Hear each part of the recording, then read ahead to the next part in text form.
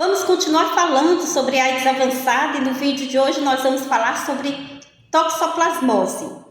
Então, a toxoplasmose é uma doença causada pelo Toxoplasma gondii, onde o gato é o hospedeiro definitivo e a pessoa que tem toxoplasmose ela pode ou não ter sintomas. É considerada uma infecção parasitária negligenciada e os sintomas dependem da imunidade de cada paciente. Então, como os pacientes que têm HIV, eles têm a imunidade mais baixa, é comum que esses pacientes eles apresentem quadros mais graves, sobretudo aqueles pacientes que não fazem tratamento ou que começaram o tratamento há pouco tempo. Como que o homem pega essa doença?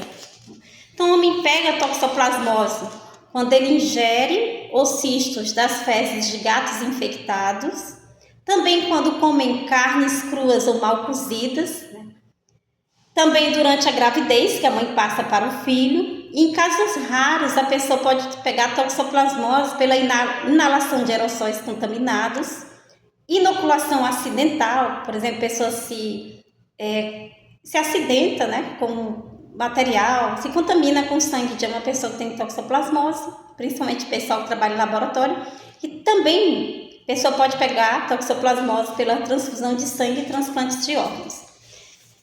É a causa mais comum de lesão expansiva cerebral em pessoas que têm HIV.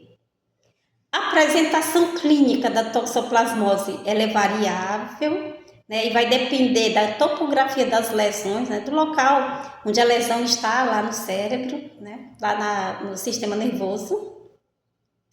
Habitualmente tem o curso subagudo e os sintomas mais comuns são dor de cabeça. O paciente também pode apresentar alguns sinais focais como dormência de um lado do corpo. O paciente, às vezes, quando chega na consulta, o paciente com suspeito de toxoplasmose, ele tem dificuldade para poder falar e também tem outras alterações motoras. E o paciente pode também, com toxoplasmose, apresentar febre, convulsões e rebaixamento de nível de consciência. Então, nós vamos focar aqui nesse assunto aqui, em toxoplasmose cerebral, que é muito grave nos pacientes que têm HIV. Então, de repente, estou aqui no plantão, recebo um paciente que fez o teste de HIV, veio positivo, e na tomografia de crânio, esse paciente tem essa lesão expansiva cerebral, essa aqui escura, tá aqui, do lado esquerdo aqui. Então, o que eu vou pensar? Eu não posso atender esse paciente e deixar de pensar que ele esteja com toxoplasmose. Então, o paciente veio dizendo, doutora, o acompanhante veio dizendo, doutora, ele teve febre, ele ficou assim sonolento, ele estava queixando de muita dor de cabeça, vômitos, mal-estar, e por isso nós trouxemos aqui no hospital. E aí foi feito teste HIV positivo, a tomografia dessa forma. O que nós vamos fazer nesse caso aqui? Nós temos que pensar em toxoplasmose e iniciar o tratamento para este paciente. Pessoas que têm HIV e que têm toxoplasmose, geralmente o CD4 delas é menor que 200. O diagnóstico definitivo da toxoplasmose, ele precisa de confirmação por biópsia, só que na prática clínica o diagnóstico presuntivo ele é feito através de sinais e sintomas sugestivos, exame de imagens compatíveis e uma adequada resposta clínico-radiológica após 10 a 14 dias de tratamento. Vou ser mais claro. A gente vai imaginar que o paciente esteja com toxoplasmose e o paciente chegar queixando de dor de cabeça, febre recorrente, mal-estar, às vezes vômitos, pode apresentar também convulsão. Peça uma tomografia, tem uma lesão expansiva e inicia o tratamento.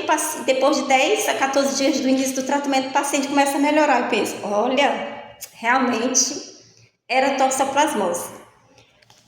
É importante saber que a melhora clínica, ela precede a resposta radiológica, ou seja, o paciente vai melhorar e às vezes o exame de imagem ainda continua, a tomografia ainda continua do mesmo jeito, mas eu estou vendo que o paciente está melhorando. Então tem que saber que às vezes a tomografia ela demora muito a melhorar, muito mais do que o próprio paciente.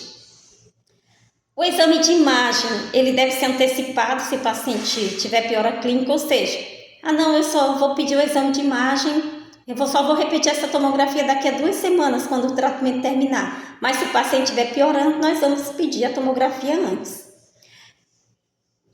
é recomendado que todo paciente com suspeita de toxoplasmose cerebral, né, que tem HIV, nós temos que iniciar o tratamento mesmo sem confirmação diagnóstica. Então, nós temos que tratar empiricamente todas as pessoas que têm HIV com suspeita de toxoplasmose.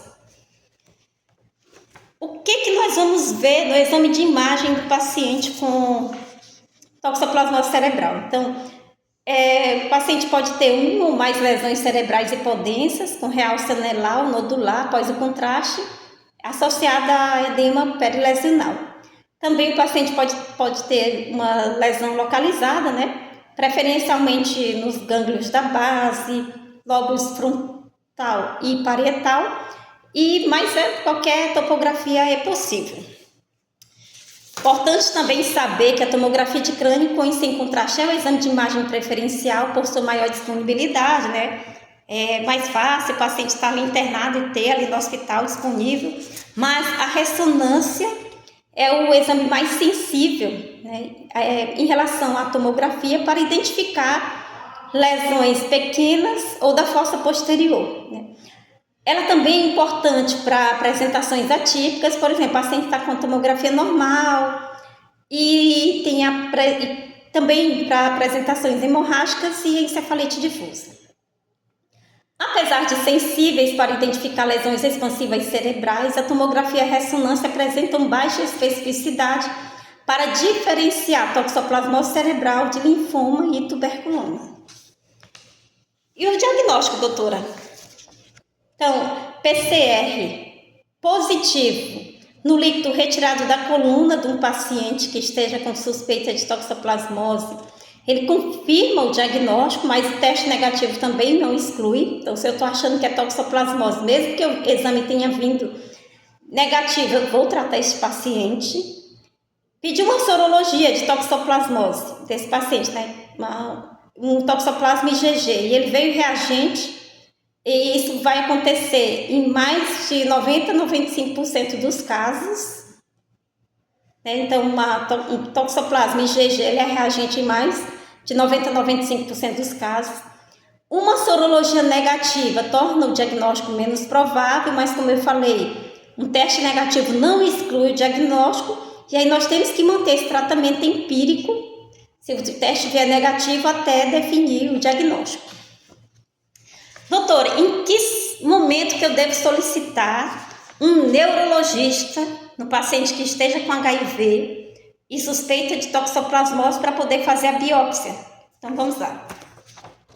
Nós vamos solicitar o neuro para a biópsia nas seguintes situações: naqueles pacientes que têm lesões expansivas no cérebro, né, sem melhora clínica ou no exame de imagem, de 10 a 14 dias após o tratamento. Vou ser mais claro.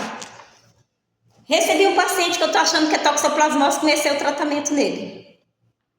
E aí eu comecei a observar que esse paciente não está melhorando.